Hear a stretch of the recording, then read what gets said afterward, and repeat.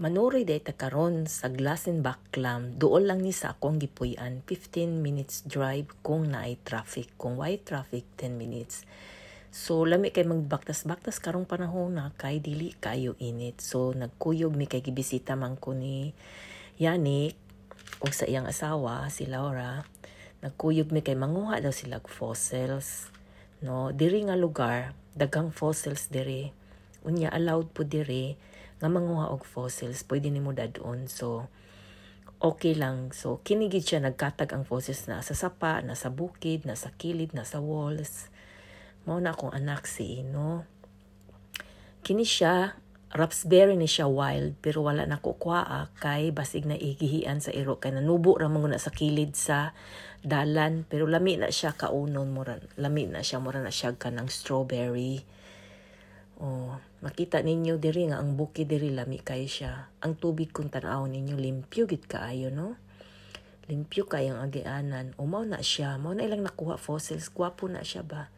Ilan nang gidala kay kuan. Nakakuha naman sila karon, ningon siya manguli na tama kay gusto po siya mga ligo, mga tumig lake, taod-taod.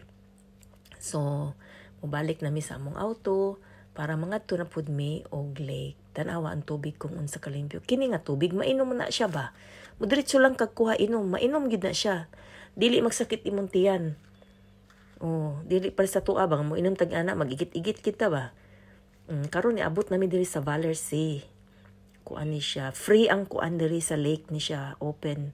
Ang parking place lang imong bayaran. Unya daghan kayong mga itik diri, mga wild ducks na sila. Kung wa lagi nagtanaw, ako naman ning kuwaon ba, imo na kung patutin ba. Oh, namang goy. Di mga daghan diri ba ang mga ducks, wild ducks. Way manghilabot, way manguha. Sa Pilipinas pa ni wala na. Kay hagbayar na nahurot na ning mga wild ducks diri kung sa Pilipinas pa ni. Unya kay diri man tanawa daghan na sila man.